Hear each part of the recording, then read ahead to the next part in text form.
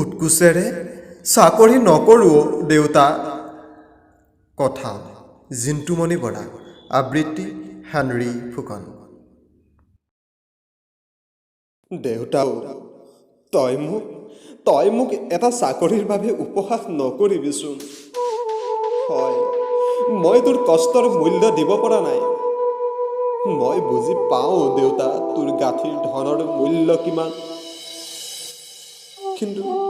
কিন্তু মইতো হাৰি যোৱা নাই। মইতো পৰীক্ষাত নবহাকৈ থকা নাই। প্ৰশ্ন কাকতখনৰ এটা ঘৰো দেখোন খালী নাথাকে। উত্তৰত দেখোন অলপো খেলি মেলি নাই। কিন্তু উৎকোচৰ দালাল নেতাবোৰৰ লগত যে মোৰ চিনাকি নাই, সেইবাবে বাৰে বাৰে যোগ্যতাৰ পৰা বঞ্চিত হওঁ দেউতা।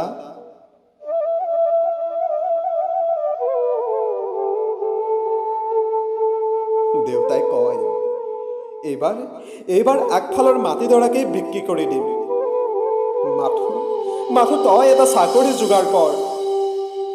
কিন্তু দেউতাও, মই তোৰ ককা দিনৰ সম্পত্তি বিক্ৰী কৰি যোগ্যতাৰ প্ৰমাণ দিবলৈ নাযাওঁ। যদি লাখ টকাৰ উৎকোচ ঢালি এটা চাকৰিয়েই ল'ব পাৰোঁ, লাখ টকাৰ বান্দোল যদি মোৰ হাতত থাকেই, মোকনো সেই চাকৰি কিয় লাগেও দেউতা? লাগিলে দিন হাজিৰা কৰিম, লাগিলে ফুটপাথত এখনি দোকান দিম, তোৰ সৈতে নাঙলৰ খুঁটিত ধৰি বছৰেকৰ ভাত মুঠি যোগাৰ কৰিম। কিন্তু দেউতাও, এটা চাকৰিৰ আশাত হাতত লাখ টকাৰ বান্দোল লৈ দালাল নেতাৰ টেবুল তলেৰে হাত মিলোৱাৰ সামৰ্থ্য মোৰ নাই। সেইবাবে এটা চাকৰিৰ বাবে তই মোক উপহাস নকৰিবি অ' দেউতা। কিমাননো দৌৰিম অকণমান সুখৰ বাবে? কিমাননো ইণ্টাৰভিউৰ বাবে অনলাইনৰ খৰচ বহন কৰিম?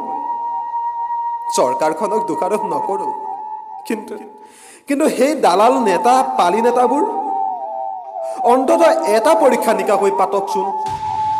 টকাৰ যোগ্যতাৰ প্ৰমাণ দিব নোৱাৰা যুৱকসকলে জ্ঞানৰ যোগ্যতাৰে প্ৰমাণ দিব, কোন যোগ্য কোন অযোগ্য। দেউতাৰ সপোন পূৰণৰ বাবে আজিও এটা চাকৰিৰ আশাত নিজকে প্ৰস্তুত কৰি ৰাখিছোঁ। বাৰে বাৰে বিফল হওঁ। মোৰ যে উৎকোচৰ সামৰ্থ্য নাই। দেউতাই কয়, তইনো অতদিনে এটা চাকৰিৰ যোগ্যও নহওঁনে? আয়ে কয়, অত শিক্ষা তোৰ অথলে গ'ল। কিন্তু দেউতাও, যোগ্যতা থাকিও যে আজি মই অৱশ আৰু ক্লান্ত হৈ পৰিছোঁ। আইও, তই চিন্তা নকৰিবি, মই চাকৰি কৰিম, কিন্তু বিনা উৎকোচেৰে চাকৰি কৰিম, যোগ্যতাৰ প্ৰমাণ কৰিম।